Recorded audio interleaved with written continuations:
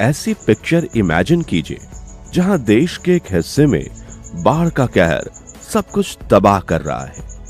घर, खेत, जिंदगियां, और उसी वक्त हजारों किलोमीटर दूर दूसरे हिस्से में जमीन सूखी है, दरारें पड़ गई हैं और लोग पानी की एक एक बूंद के लिए तरस रहे हैं। ये कोई फिल्म की कहानी नहीं है, बल्कि हर साल इंडिया की सच्चाई है, एक अजीब सी पहेली।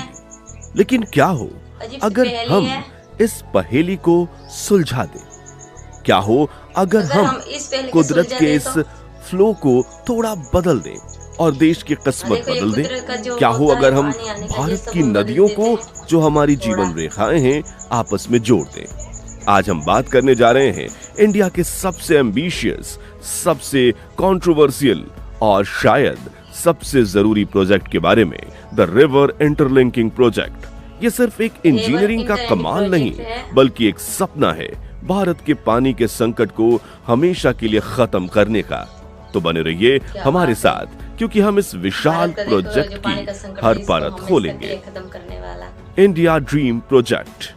तो सबसे पहले, यह रिवर इंटरलिंकिंग प्रोजेक्ट है क्या चीज?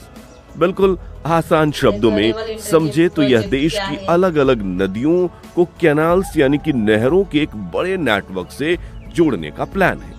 इसका मेन मकसद उन नदियों से पानी लेना जहां पानी की जरूरत ज्यादा है, यानी वाटर डेफिसिट बेसिन। इसे आप एक नेशनल वाटर ग्रिड की तरह समझ सकते हैं, जैसे हमारे पावर ग्रिड से, जो देश के हर कोने में बिजली पहुंचाता है। यह प्रोजेक्ट देश के पानी के रिसोर्सेज को बैलेंस करने की एक बहुत बड़ी कोशिश है, ताकि जहां जरूरत से ज्यादा पानी बर्बाद हो रहा है, उसे बचाकर सूखे इलाकों में प्यास बुझाई जा सके। Aim of river interlinking project एक ख्याल कोई नया नहीं है। इसकी बात 19th सेंचुरी से चली आ रही है, लेकिन इसे असली रूप देने का काम नेशनल वाटर डेवलपमेंट एजेंसी कर रही है। इस मेगा प्रोजेक्ट, जिसका नाम national river interlinking project NRLP है, 2 हिस्सों में इसे बांटा गया है। पहला है हिमालयन रिवर्स डेवलपमेंट कंपोनेंट। इसमें गंगा और ब्रह्मपुत्र जैसी बड़ी नदियों और उनकी सहायक नदियों के पानी को स्टोर करके ईस्ट इंडिया से वेस्ट और साउथ इंडिया तक की तरफ डाइवर्ट करने का प्लान है, क्योंकि ये नदियां ग्लेशियर से निकलती हैं, इनमें साल भर पानी रहता है। दूसरा है पेनिसुलर रिवर्स डेवलपमेंट कंपोनेंट। इसमें साउथ इंडिया की नदियां जैसे महानदी, गोदावरी, कृष्णा, पेन्नार और कावेरी को आपस में जोड़ने का प्लान। ये नदियां ज्यादातर मानसून पर डिपेंडेंट करती हैं और इसलिए इनके पानी को मैनेज करना और भी जरूरी हो जाता है। कुल मिलाकर लगभग 30 लिंक्स बनाने का प्लान है, जो देश के वाटर मैप को हमेशा के लिए बदल देगा। क्यों यह है जरूरी? अब सवाल उठता है कि इतने बड़े, इतने महंगे प्रोजेक्ट की जरूरत ही क्यों? इसके फायदे गिनाने लगे तो लिस्ट काफी लंबी है। सबसे बड़ा फायदा है सूखे और बाढ़ की समस्या से एक साथ निपटना। जिन इलाकों में हर साल बाढ़ आती है, वहां से एक्स्ट्रा पानी निकालकर उन इलाकों में भेजा जाएगा जहां किसान सिर्फ बारिश के भरोसे खेती करते हैं।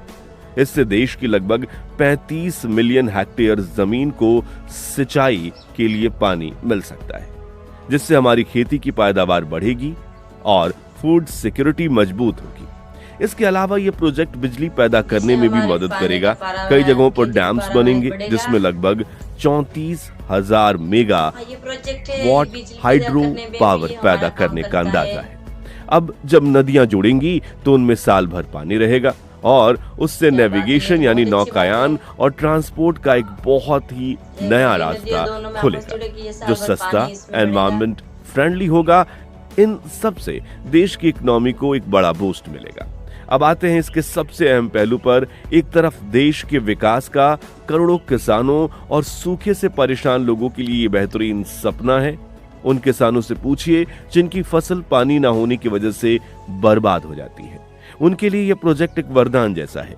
उन शहरों के लिए जहां गर्मियों में पानी का रेशनिंग करना पड़ता है, उनके लिए ये एक उम्मीद की किरण है। यह आत्मनिर्भर भारत की तरफ एक बड़ा कदम है, जहां हम अपनी सबसे बड़ी समस्या पानी की समस्या का हल खुद निकाल रहे हैं। ये प्रोजेक्ट नेशनल इंटीग्रेशन का भी एक प्रतीक है, जहां एक राज्य का पानी दूसरे राज्य के काम आ रहा है। लेकिन इस सिक्के का एक दूसरा पहलू भी है जो चिंता पैदा करता है। प्रकृति के साथ इतनी बड़ी छेड़छाड़ का अंजाम क्या होगा?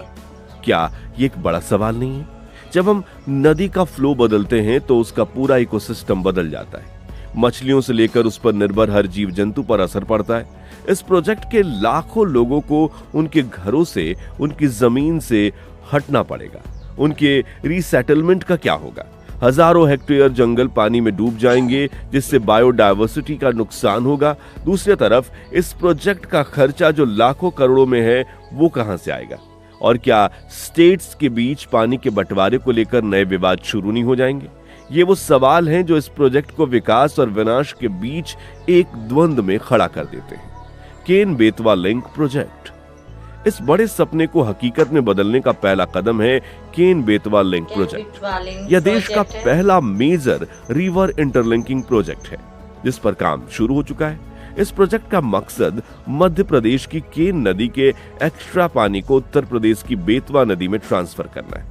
इससे बुंदेलखंड और उसके सूखे इलाके को पानी मिलेगा, जो पानी की कमी से सबसे ज्यादा जूझ रहे हैं। इससे वहां के 10 लाख हेक्टेयर से ज्यादा खेतों की सिंचाई मिलेगी और 60 लाख से ज्यादा लोगों को पीने का पानी मिलेगा। लेकिन ये प्रोजेक्ट शुरू होते ही विवाद में। इसके लिए पन्ना टाइगर रिजर्व का एक बड़ा हिस्सा पानी में डूब जाएगा, जिससे वहां टाइगर्स और वाइल्ड लाइफ पर खतरा मंडरा रहा है। एनवायरमेंटलिस्ट का ये कहना है कि इसका विरोध होना चाहिए, और वो जोर शोर से विरोध कर भी रहे हैं। केन बेतवा प्रोजेक्ट एक टेस्ट की तरह है। इसकी सफलता या असफलता आगे के प्रोजेक्ट्स पर फ्यूचर तय करेगी। क्या सिर्फ नदियां जोड़ना ही उपाय है? तो आगे का रास्ता क्या है? रिवर इंटरलिंकिंग एक बहुत बड़ा सॉल्यूशन है, लेकिन क्या यह अकेला सॉल्यूशन है? एक्सपर्ट्स का मानना है कि हमें मेगा प्रोजेक्ट्स के साथ साथ लोकल सॉल्यूशंस पर भी उतना ही ध्यान देना होगा। हमें पानी बचाने की अपनी पुरानी टेक्निक्स को फिर से अपनाना होगा। रेन वाटर हार्वेस्टिंग, तालाब और जोहड़ बनाना, खेतों में पानी की बर्बादी रोकने के लिए ड्रिप इरिगेशन और स्प्रिंकलर सिस्टम जैसे मॉडर्न तरीके अपनाने होंगे। वाटर रिसाइकलिंग और वाटर शेड मैनेजमेंट पर जोर देना होगा।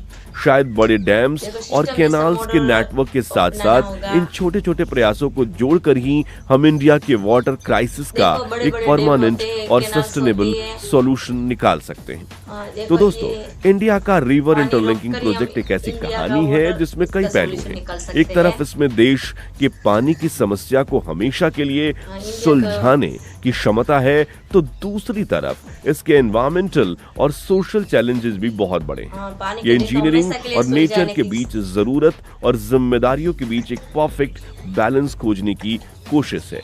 ये सफर लंबा है और चुनौतियों से भरा है। आपको क्या लगता है?